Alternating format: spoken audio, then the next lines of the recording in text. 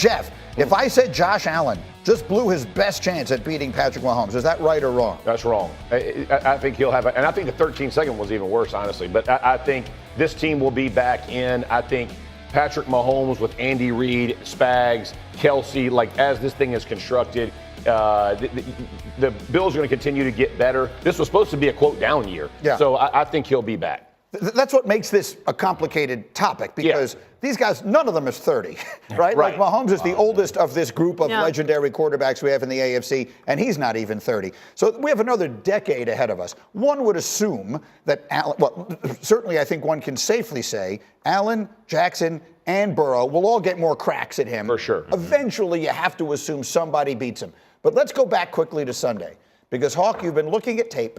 Yeah. And you have thoughts on the play that, for all intents and purposes, ended the Bills' season. Yeah, there's been a lot of conversation around the fourth down call. Spags sends an incredible blitz that clearly the Buffalo Bills were not prepared for. And there's conversation around should he have slid the protection? Should he have hit this guy versus that guy? And I think for me, and the reason why I'm actually encouraged about the future for Allen, because it encapsulated what I think I was missing the entire time, which is he's a top 5 quarterback by performance. He's a top 5 quarterback by skill.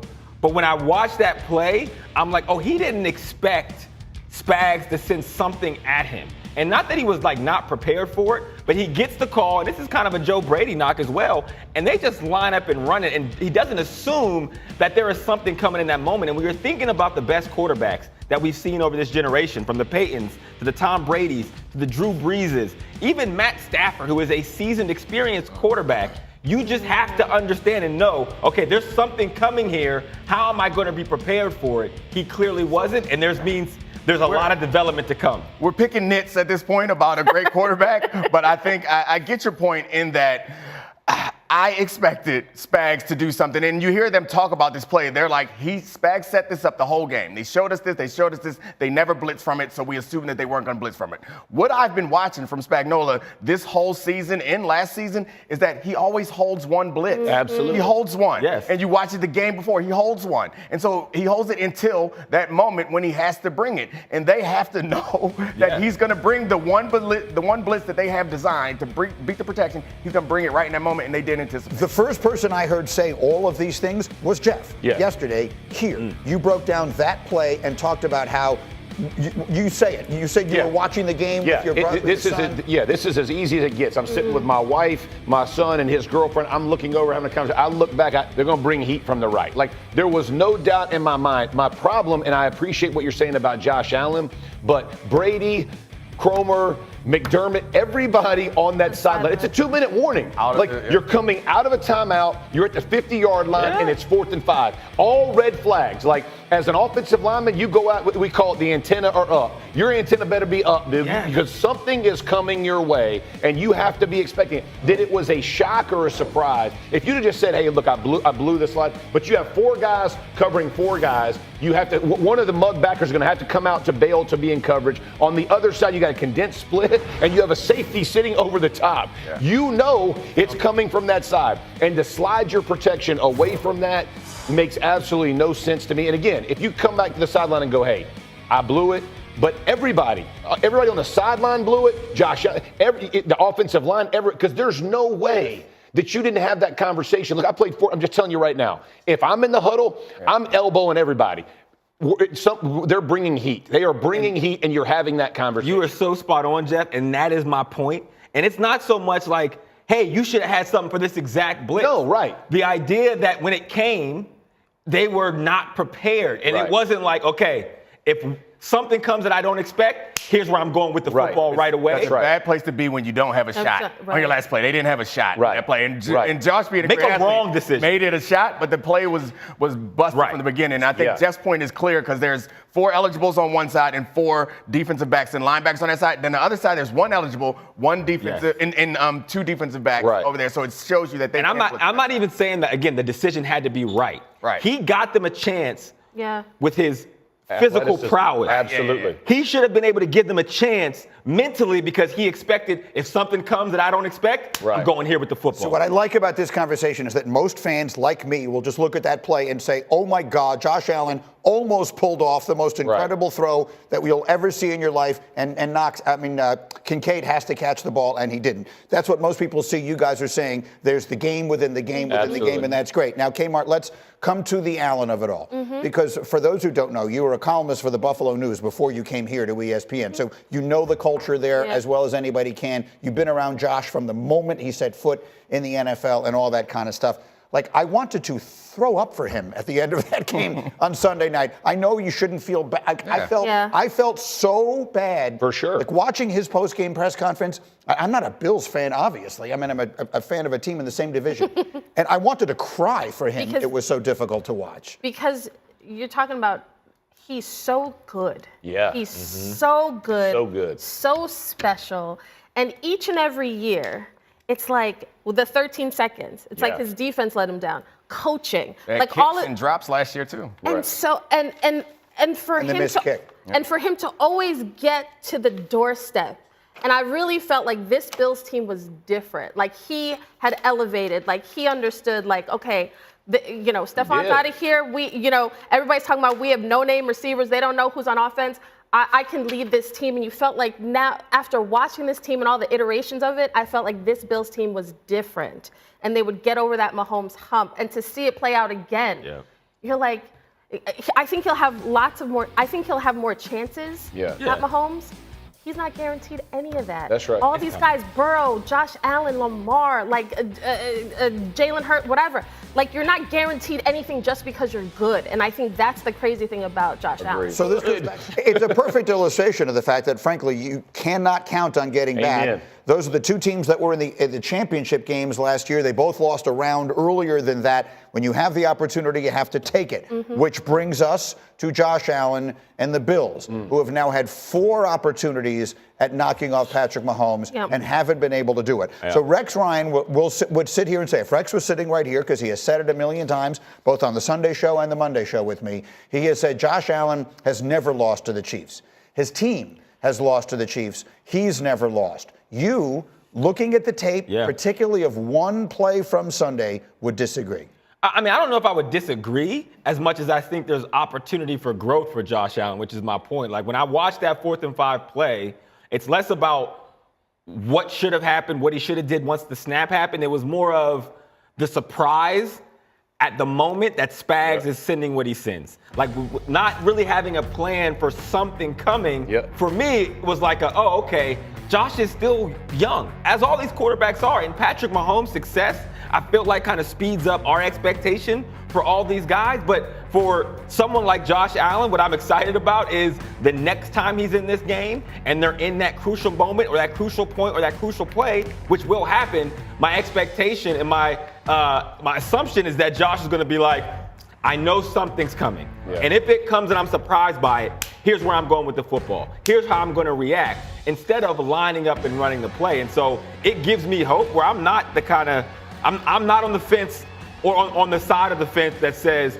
he won't have another opportunity to beat Mahomes. I think he will, and I think he's still getting better. I think what you're saying sounds unfair a little bit. It's like he should know that it's coming, but I would agree with you in that when you're preparing for Spagnuolo, you know that the week prior, he's always going to save something for that key moment. The week prior, they had a 3rd down blitz on the most important 3rd down, followed by a 4th down blitz, and it was a blitz that he had not run all season. He was saving it for that moment. So I think that what you're requesting of Josh Allen, and it's not just him, it's of the team, is like, this is the moment when the thing that they've been setting up all game, and it's like you're thinking 3 and 4 degrees away. It's a lot to ask for a player, but I think that's what you're expecting. Let me clarify that, because I'm not saying that he should know that it's coming. What I'm saying is that I see the opportunity where he'll develop, because what you're like, he'll never win. Yeah, if you think he's at his best, then you don't believe that he's going to get over the hump. And what I'm saying is like, oh no, I see the opportunity for him to develop, because once he sees these defenses this many times, in year 10 and year 9, he's going to be like, oh, this is easy. That's why Tom Brady was so good in year 20, is because that linebacker who has a job on a certain defense or a certain scheme, I've been playing against it longer than you've been born. I know what your job is better than you. I know where you're going to end up. I have the answers to the test. Here's the thing. That's where Josh will get. The only person who is an illustration of what you just said is Matthew Stafford. Now, I'm just going back over all the quarterbacks who have won the Super Bowl in the last 25 years. None of them were 7 years into their career. All of them were earlier in their career than that. Peyton Manning, even Peyton Manning, who we talked about like he was an old man, Tom Brady, Ben Roethlisberger, Eli Manning, Aaron Rodgers. Like, these guys were not that deep. 7 years is not that young by the standards of Super Bowl winning quarterbacks. And I would say this is one that's going to hurt because this was 101. This ain't 401, y'all. Like, the blitz might be 401, but the understanding the situation coming out of a 2-minute, antennas up. 4th and 5, antennas up. At the logo, antennas up. I mean, we've been in huddles since high school, bro. Yeah. We say the same thing. You get to that logo, they're bringing heat, or you're taking a shot if you're on offense. He's looking at, they literally give him the formation that's a spread formation. No one's in the backfield. You got 4 guys. There's only 4 people. There's 3, and 1 is mugged up at the line of scrimmage who can cover. They're bringing heat from the right side. I'm telling you, I wasn't even locked in on the game. Glanced up at the game and saw where they were going to bring pressure. And even if you're wrong, you would have at least moved protection to solidify you on that side. Can I just ask a question? There's something in my head, Cindy. If we can roll that one again whenever you can, please do. I saw there was a little mini controversy on social media yesterday. Someone was saying he needs to throw the ball to Shakir. Shakir is the player who's going to come in motion, and then he's going to go back to the left. And I'm asking this as a question. I'm certainly not one who is qualified to make this judgment. It does look like he's completely by himself running back to his left here. Was there any validity to that? I mean, you can say just about anything. It seems like a hard decision to make. My guess is Shakir is a man option. And once he sees the motion, he sees that it's not man. He's like, he's taking that out of my head, and I'm looking for the way that we attack this zone. And so I think it speaks to Spags being prepared. I think you can always, it's sometimes unfair when you freeze. You know, that was the pushback that I saw. Someone said it, and like half the National Football League came out and said it's a lot easier said than done. That dude standing at the line of scrimmage who came free and no one touched him, and then the corner that's coming, they're really fast. Yeah. And you see flashes of red. You don't see faces, you see flashes, and you're supposed to go where the blitz is coming. You don't think about it the other way when it happens that fast. You already X'd that one out, I'm assuming. Once you did the order motion, no one ran with it. It's like, all right, that's out. So I don't know if they had a hot built into this play. A lot of times the quarterback will have a hot that if you have pressure, you get rid of it. But once you see Josh Allen, when he sees the blitz, he typically can fix it with his ability. That's right. So he's like, oh, I'm going to run outside. But then there's a corner. And now he has to redirect back to make a throw because he's trying to fix it with his own ability. And even to your point, like, yes, quarterbacks have won the Super Bowl, most of them faster. When I'm looking at Josh this year, or I'm looking at Lamar Jackson, these are guys that you can visibly see are still getting better. For sure. Like Josh Allen is getting better. He's not reached his plateau, and so there's still steps to be taken. I would be more concerned if for the last 2 or 3 years they weren't at a height that we haven't seen them before. Is Mahomes getting better? Absolutely. Mahomes, I don't feel like he's not really older than them. But he's getting better. That's why you called him MJ, though, because he kind of came in naturally. Oh, MJ took. He didn't have much of a learning curve. It was like out the gate, he was almost the best. But here's the thing: the question of how much is Josh Allen responsible for? At the end of the day, it does not matter. The context of how they lost the 13 seconds. This is the thing. He's 0-4 against Mahomes. That's on his ledger. The same way Lamar is 3-5 against the playoffs. I'm not saying it's fair, but when you talk about these quarterbacks, that's how they're looked, and he can't escape that. It just dawned on me that I don't want to get out of this segment without pointing out how absurd it is that it was a catchable pass, and we're spending all this time breaking down how it could have been better when Josh Allen scrambled back. That was a miracle play. That is a hard catch, it's man. the NFL. All the catches are hard catches. Nah, that's a hard catch. Hold on. One question. That's a hard catch for a fast tackle. Is that a drop? Is it a drop? The answer is yes. Oh, come on. It's a 50-50 drop. It is a drop. He dropped the ball, but he is diving, going backwards. All right. Like, that's a hard catch. Can we go to commercial? Can we sell something? I will die on the hill. Listen, that has a hard catch. I used to play this. And I am a little bit more of an expert at catching the ball. I mean, not a bunch more catches than Jeff. I used to play. Admittedly, I used to play 500 in the backyard, dog. That may have been a 500, but I'd have caught it. You ain't catching that, Jeff. All right. Let's go. Hit his biceps. Let's go show 3 much harder catches than that right now. Receive it. How's it going, everybody? Villa Sports Network here. Just want to thank you guys for your support on the channel. Thank you guys for watching the video. Hope y'all enjoyed it. Also want to kind of remind you to don't forget to leave a like on the video, subscribe to the channel, and leave a comment on the video if you like as well. But regardless of the fact, thank you again for your support. and hope to see you on the next video.